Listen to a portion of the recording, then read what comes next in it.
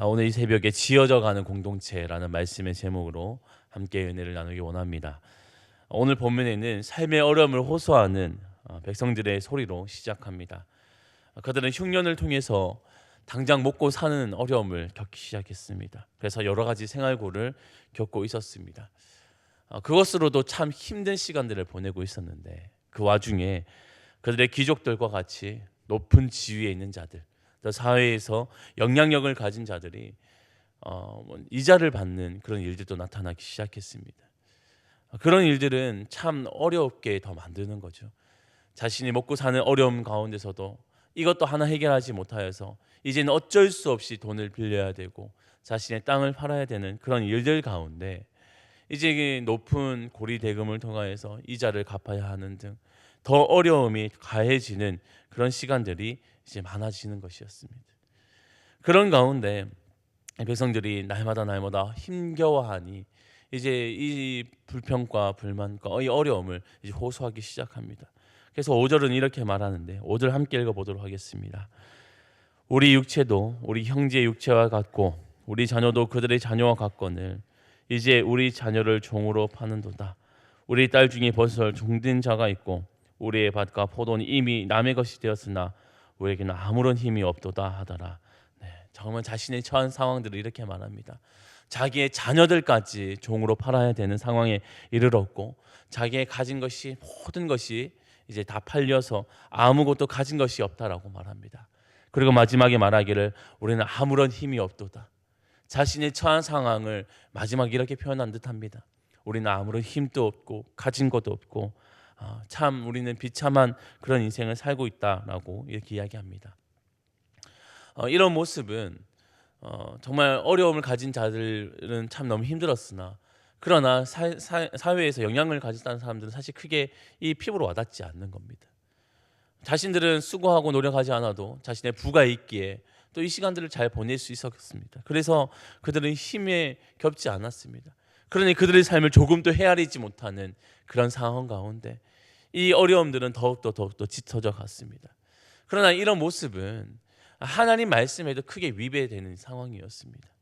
하나님께서 이스라엘 백성들이 약속의 땅에 거할 그때에 신명기 말씀을 통해 그들에게 주셨던 것은 너희는 그 땅에 거하였을 때 너희가 하지 말아야 될 것에 대해서 이미 언급해 주셨습니다.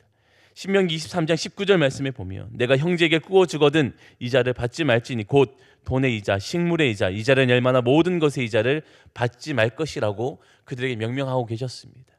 너희가 혹 설령 그런 일들이 일어나서 형제가 어려운 가운데 자신의 것을 팔고 종으로 삼한다 할지라도 너희는 그것에 어떠한 이자를 받는 그런 행위를 하지 말라고 하나님 말씀하셨습니다. 그 말씀 가운데는 모든 것이 하나님의 것이기에 너희는 하나님의 마음과 그 심정으로 그렇게 행해야 된다고 말씀하셨습니다. 그리고 너희도 나그네 되었던 인생이었기에 너희도 나그네 그 마음을 헤아리며 그렇게 행해야 된다고 하나님 그들에게 말씀해 주셨습니다. 그런데 오늘 같은 민족들 가운데 이런 일들이 발생하고 있는 모습은 하나님의 말씀이 그들의 중심 가운데 있지 않았기에 하나님의 말씀을 생각하지 않고 자신의 처한 상황들만 그냥 누리고 있었기에 이런 일들이 발생한 것이었습니다. 그렇기 때문에 형제들의 삶을 조금도 살피지 않았고 그들의 어려움을 조금도 돌보지 않는 그들의 모습이 나타났습니다. 이것이 하나님의 말씀을 위배하는 것뿐 아니라 또 형제를 사랑하는 기본적인 그 마음들을 모두 상실한 그런 일들이라 할 수 있겠습니다. 이런 이야기를 들었던 느헤미야는 격분할 수밖에 없었죠. 이 모든 어려움을 같이 겪고 있는 그들 가운데 너희들은 어떻게 그렇게 행동할 수 있느냐?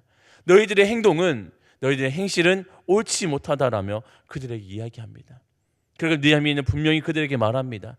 너희의 행위는 이방 사람들 가운데 하나님을 욕보이게 하는 일들이라고 그들에게 말하고 있어요.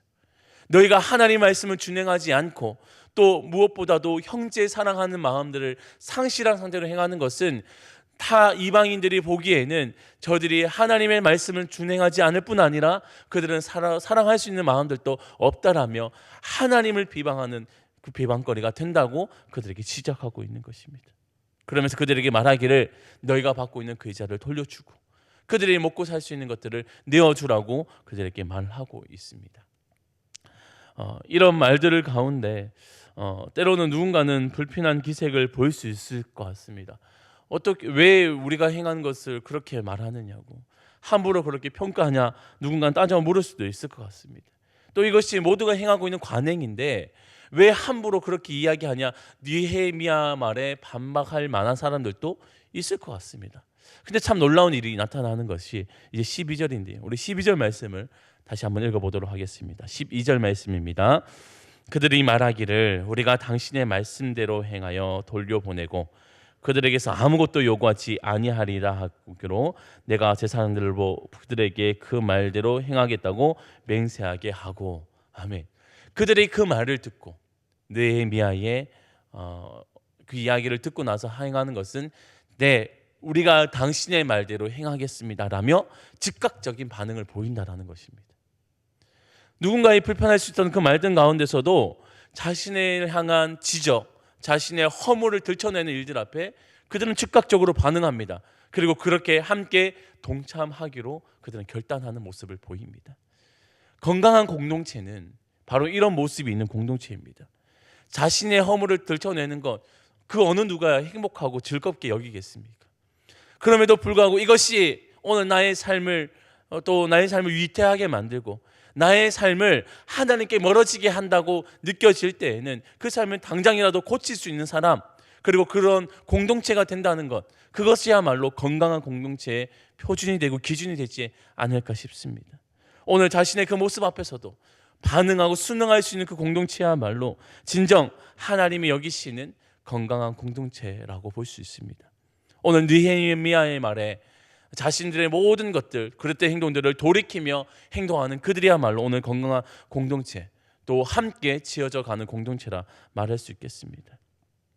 근데 이런 일들 가운데 또 느헤미야의 말에 영향력이 있었던 것은 단순히 말로만 행하는 느헤미야의 행동이 아니라 오늘 먼저 자신이 선행해 보이고 그렇게 행동했기에 오늘 그런 영향력을 보여줬다라고 보여집니다. 14절에서 15절 말씀에 보면 그들은 느헤미야는 이미 그 노급을 받으며 살아갈 수 있었음에도 불구하고 그것을 받지 아니하고 그것을 통해서 백성들에게 고충을 주는 어려운 일들을 행하지 아니하고 오히려 자신은 이 성벽 건축하는데 전심전력을 다했다라는 이야기를 담고 있습니다. 느헤미야가 먼저 그 삶을 살아냈던 거죠. 자신의 모습을 통하여 자신의 삶을 통하여서 보여줬던 거예요. 그러니 오늘 그의 말에는 힘이 있었고 그의 말에는 영향이 있었고 오늘 다른 백성들에게도 그 선한 영향력을 끼쳐서 그들의 삶을 돌이킬 만한 그런 힘을 갖고 있었던 것입니다. 그렇게 함께 그들은 지어져 가고 세워져 가고 있는 중이었습니다.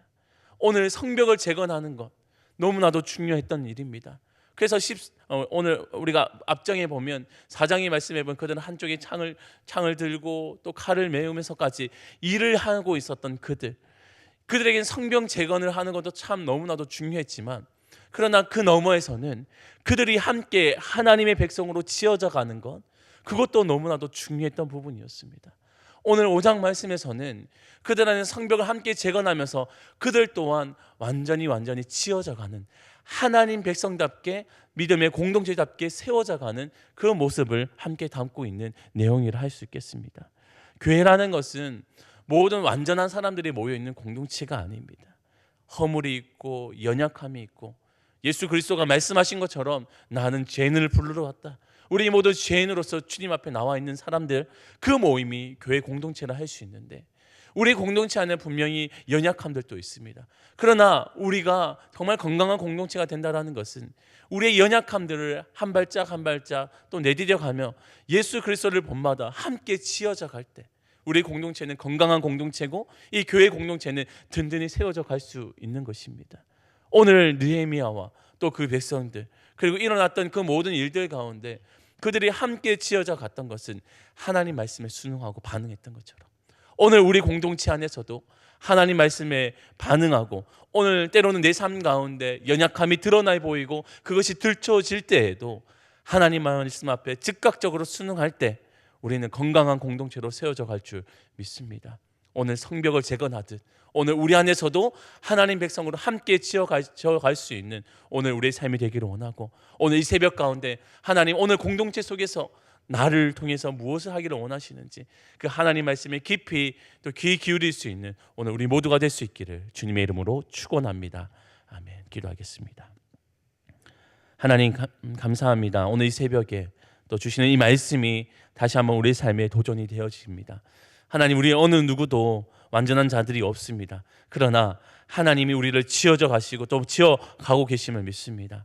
하나님 안에서 참 하나님 백성답게 세워져 갈 수 있는 우리 모두가 되게 하시고, 그래서 우리 교회는 건강한 공동체가 되어져 갈 수 있도록 하나님 인도하여 주옵소서. 때론 우리의 허물이 보일지라도 하나님 그 과정을 통하여서 우리를 더욱더 성숙되게 하여 주시고 또 하나님 백성답게 우리를 더욱더 만들어져 가옵소서. 하나님 그것을 기대하오니 오늘 이 새벽에 우리에게 말씀하여 주시고 또한 우리는 그 말씀을 듣게 하여 주옵소서. 그렇게 오늘 우리에게 인도하여 주실 줄 믿사오며 거룩하신 예수님의 이름으로 기도합니다. 아멘.